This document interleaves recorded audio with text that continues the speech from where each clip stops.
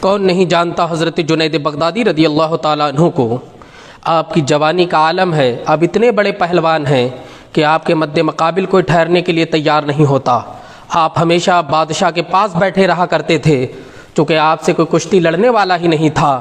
ایک دن آپ بادشاہ کے پاس بیٹھے ہوئے ہیں کہ دربان آتا ہے اور آ کر کے کہتا ہے بادشاہ سلامت، ایک شخص آیا ہے اور وہ کہہ رہا ہے کہ میں جنید سے مقابلہ کروں گا، میں جنید سے کشتی لڑوں گا۔ تو بادشاہ نے کہا وہ کون ہے؟ ابھی تک تو کوئی بھی نہیں آیا جو جنید کا مقابلہ کر سکے، مگر یہ کون ہے؟ تو اس نے کہا وہ بہت کمزور آدمی ہے اور صبح سے میرا پیچھا لیے ہے کہ مجھے بادشاہ سے ملنے دو اور میں جنید سے مقابلہ اور کشتی لڑوں گا۔ بادشاہ نے کہا اسے اندر لے کر کے آؤ۔ جب وہ شخص اندر آیا تو بہت کمزور ہے، ایسا لگ رہا ہے کئی دن کا بھوکا اور پیاسا ہے، جسم بھی صحیح طریقے سے اس کا دکھائی پڑ رہا ہے کہ بہت کمزور ہے۔ بادشاہ نے کہا تمہارے ہوش تو سلامت ہے؟ کیا تم جنید کا مقابلہ کرو گے؟ تو اس نے کہا ہاں میں جنید سے کشتی لڑوں گا۔ بادشاہ نے کہا ٹھیک ہے، جب تمہاری یہی تمنا ہے تو لڑنے کے لیے تیار ہو جاؤ، فلاں تاریخ کو تمہارا جنید کے ساتھ مقابلہ ہوگا۔ مثلاً اس نے تاریخ کو متعین کر دیا کہ 10 تاریخ کو تمہارا مقابلہ ہوگا۔ وہ شخص چلا گیا، حضرت جنید بغدادی رضی اللہ تعالیٰ عنہ آپ بھی چلے گئے۔ جب وہ 10 تاریخ آتی ہے تو بادشاہ نے سارے لوگوں میں اطلاع دے دی کہ جنید کا مقابل مل گیا ہے، جنید سے مقابلہ کرنے والا ہم نے تلاش کر لیا ہے۔ ابھی تک جس جنید سے کوئی مقابلہ نہیں کر پاتا، لیکن آج اس جنید کو مقابلہ دینے کے لیے ایک شخص آیا تھا اور وہ کہہ رہا تھا کہ میں جنید سے مقابلہ کروں گا۔ لوگوں کا جم غفیر لگنے لگا۔ 10 تاریخ آنے تک بادشاہ نے دوسرے ملکوں میں دعوت دے دی، چونکہ یہ مقابلہ ہی ایسا تھا، چیٹی اور ہاتھی کا مقابلہ تھا، تنکے اور پہاڑ کا مقابلہ تھا۔ کہاں حضرت جنید جیسا شاہ سوار، حضرت جنید جیسا بہادر، اور کہاں وہ ایک کمزور آدمی۔ جب وہ 10 تاریخ آ جاتی ہے، نماز فجر کے بعد بادشاہ کا تخت لگتا ہے، وزیروں کے تخت لگتے ہیں، رعایا ہے سامنے۔ بغداد کی دھرتی پر 1 لاکھ سے زیادہ عوام جمع ہو گئی تھی، چونکہ مقابلہ ہی حیرت انگیز تھا، مقابلہ ہی دلوں کو لبھانے والا تھا۔ جب وہ تاریخ آتی ہے، نماز فجر کے بعد تخت لگ جاتا ہے، حضرت جنید بھی بیٹھے ہیں، لوگ انتظار کر رہے ہیں کہ وہ شخص کب آئے گا، مگر کوئی نہیں آ رہا ہے۔ لوگ منتظر ہیں کہ آخر کون مقابلہ کرے گا۔ کافی وقت ہو گیا، اب بادشاہ کو لگنے لگا کہ ہو سکتا ہے وہ ہمیں بیوقوف بنا گیا اور وہ کہہ کے چلا گیا میں مقابلہ کروں گا، مگر اب وہ نہیں آئے گا۔ بادشاہ نے اپنے وزیر کو اشارہ کیا کہ اعلان کر دو کہ ہم سے غلطی ہو گئی۔ کچھ لوگ آپس میں باتیں بھی کر رہے تھے کہ بادشاہ نے رعایا کا بہت بڑا نقصان کر دیا، ایک مجنون آدمی پر اعتبار کیسے کر لیا، جنید بغدادی سے تو کوئی مقابلہ کرنے والا نہیں ہے، وہ ایک کمزور کے اوپر بھروسہ کیسے بادشاہ کر سکتا ہے۔ لوگ یہ باتیں کر ہی رہے تھے کہ لوگوں نے دیکھا بغداد کی شاہراہ پر ایک گھوڑا آ رہا ہے، اور گھوڑے کی ٹاپو کو جب سنا تو سارے لوگوں کی توجہ ادھر چلی گئی اور لوگ دیکھنے لگے ہیں کہ کوئی آ رہا ہے۔ جب قریب میں آیا تو لوگوں نے دربان سے پوچھا کہ یہی وہ شخص ہے جو ابھی چند دن پہلے بادشاہ کے دربار میں آیا تھا اور اس نے کہا تو جنید سے مقابلہ کروں گا؟ تو اس نے کہا ہاں یہ وہی شخص ہے، یہ وہی شخص ہے۔ اس نے نشاندہی کر دی۔ جب وہ قریب میں آتا ہے، حضرت جنید بغدادی رضی اللہ تعالیٰ عنہ سے دیکھتے ہیں اور آپ تعجب کرتے ہیں آخر یہ مجھ سے کشتی لڑنے پر تیار کیوں ہو گیا، یہ تو بہت کمزور ہے۔ وہ آ جاتا ہے میدان میں، اکھاڑے میں کھڑا ہو جاتا ہے۔ حضرت جنید کو بغداد کا بادشاہ اشارہ کرتا ہے جنید تم بھی اکھاڑے میں جاؤ۔ حضرت جنید بغدادی رضی اللہ تعالیٰ عنہ شیر کی طرح ڈیل لے کر کے جب آپ اکھاڑے میں اترے اور جب اس کمزور شخص کے پاس گئے تو کمزور شخص بھی کھڑا ہوا ہے۔ حضرت جنید بغدادی بڑی حیرت میں ہیں، آخر یہ کمزور شخص مجھ سے مقابلہ کیوں کرنے کے لیے تیار ہو گیا؟ اسے تو میں 2 منٹ کے ہی اندر میں اسے چت کر دوں گا اور جیت جاؤں گا، لیکن آخر یہ کیوں لڑنا چاہ رہا؟ حضرت جنید بغدادی رضی اللہ تعالیٰ عنہ بھی اکھاڑے میں گئے، وہ بھی کھڑا ہوا، وہ انہیں دیکھ رہا اور یہ اسے دیکھ رہے ہیں۔ اس نے بڑی حسرت بری نگاہ سے حضرت جنید بغدادی کا چہرہ دیکھا اور آگے بڑھا۔ حضرت جنید بغدادی نے شیر کی طرح جب اس پر بار کیا تو اس نے کہا جنید مجھ پہ بار مت کرو، میں کوئی پہلوان نہیں ہوں، اپنا کان قریب لاؤ۔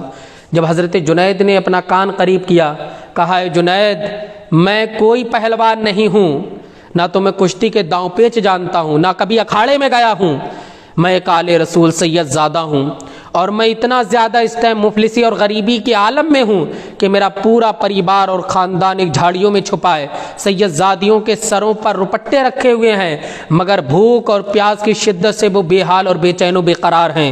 ہر دن آتا ہوں کہ شہر میں جاؤں گا، لوگوں سے مانگوں گا اور لا کر کے تمہیں کھلاؤں گا، مگر لوگوں سے مانگنا مجھے گوارا نہیں ہے۔ کیوں؟ میں رسول اللہ کا شہزادہ ہوں، میں نواسہ رسول ہوں، میں کیسے مانگ سکتا ہوں؟ جب جنید نے اتنا سنا اور اس نے جنید سے کہا ہے جنید اگر آج تم ہار گئے، جب میں بغداد آیا لوگوں نے مجھے بتایا کہ ایک جنید نام کا پہلوان ہے وہ اہل بیت سے بہت محبت کرتا ہے، تو میرے دل میں خیال آیا کہ جنید سے مقابلہ کروں اور جنید کو ہراؤں، اس سے کہوں تو ہار جا۔ اگر جنید ہار گیا تو مجھے بہت انعام و اکرام ملیں گے اور میں اپنے خاندان کی حفاظت کروں گا، کفالت کروں گا۔ اے جنید تم جانتے ہو کہ کربلا میں ہمارا خاندان کس طریقے سے لوٹ لیا گیا ہے، بھوکا اور پیاسا رکھ کر کے شہید کر دیا گیا۔ حضرت جنید بغدادی خاموش ہیں، بالکل سکتہ طاری ہو گیا، آپ کا گرم خون ٹھنڈا پڑ جاتا ہے سید زادے کی بات کو سن کر کے۔ اب اس نے حضرت جنید بغدادی رضی اللہ تعالیٰ عنہ سے کہا جنید آج ہار گئے تو میدان محشر میں جیت کی دستار اپنے نانا جان سے تمہارے سر پہ سجواؤں گا۔ آج ہار جاؤ جنید، رسول اللہ سے جیت کی دستار تمہیں عطا کرواؤں گا میں۔ حضرت جنید نے کہا ٹھیک ہے میں تھوڑی دیر تک تم سے داؤں پیچ کروں گا، آخر میں ہار جاؤں گا۔ حضرت جنید نے بار کیا، سید زادے نے بار کو کاٹ کر دیا، پھر اس نے جب بار کیا تو ایک ہی بار میں حضرت جنید زمین میں گر جاتے ہیں۔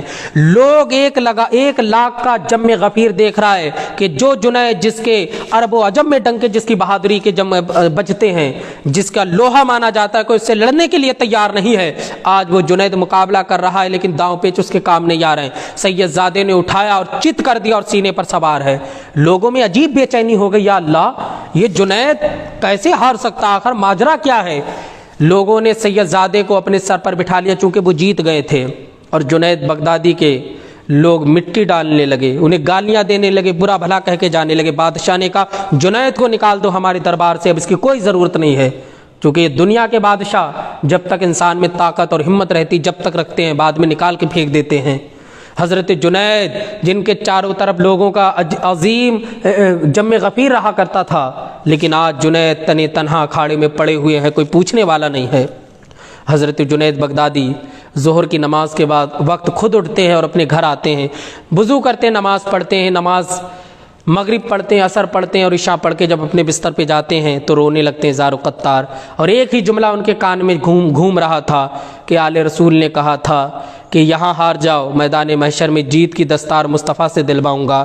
کب وہ دن آئے گا، کب یہ سانسیں ختم ہوگی، کب مجھے موت آئے گی اور کب میں رسول اللہ کی بارگاہ میں ہوں گا جہاں اولین و آخرین ہو گئے اور رسول اکرم صلی اللہ علیہ وسلم اپنے دستے مبارک سے ہمارے صحرا باندھیں گے جیت کا۔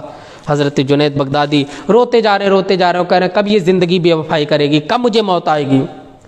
اسی عالم میں، سونے کے ہی عالم میں آپ کو سرکار دو عالم صلی اللہ تعالیٰ علیہ وسلم کا دیدار ہو گیا۔ جب سرکار کا دیدار ہوا اور سرکار نے فرمایا جنید جو ہمارے اہل بیت کے لیے قربانی دیتا ہے ہم اس کا انعام اسے دنیا میں بھی عطا فرماتے ہیں اور میدان محشر میں بھی عطا فرمائیں گے۔ یہ لو چادر جنید کو سر پر دستار باندھی جیت کی سرکار نے، اور حضرت جنید کی قسمت کا ستارہ بلند ہو گیا۔ اب سویرے سویرے نسیم سحر نے ہوا دے دی، نسیم سحر نے سب کو بتا دیا جا کر کے کہ جنید کے خواب میں سرکار آئیں۔ اب نماز فجر کے بعد پورا بغداد جنید بغدادی کے دروازے پر کھڑا ہے، بادشاہ بھی کھڑا ہے۔ حضرت جنید باہر نکلے، بادشاہ نے کہا مبارک ہو، سرکار کی زیارت ہوئی ہے تمہیں، اور اس نے اپنے کاندھے پر حضرت جنید بغدادی کو اٹھا لیا۔ جب جنید بغدادی کو کاندھے پر اٹھایا سب مبارکباد پیش کر رہے ہیں، اور بادشاہ بولا آج سے تم بادشاہ ہو اور میں تمہارا غلام ہوں، یہ اہل بیت کی قربانی کا صلہ ملا ہے۔ اتنے میں ایک آواز آئی جیت کی دستار مبارک ہو۔ جب جنید بغدادی نے پیچھے مڑ کر دیکھا تو وہی آل رسول ہیں جنہوں نے کہا تھا تو ہار جا نانا سے جیت کی دستار بنوائیں گے۔ تو یہ وہ مصطفیٰ جان رحمت کا گھرانہ ہے کہ اس گھرانے کی جو خدمت کرتا ہے دنیا میں بھی عیش ملتا ہے اور آخرت میں بھی اللہ رب العزت سے نوازتا ہے۔ اللہ پاک ہمیں سرکار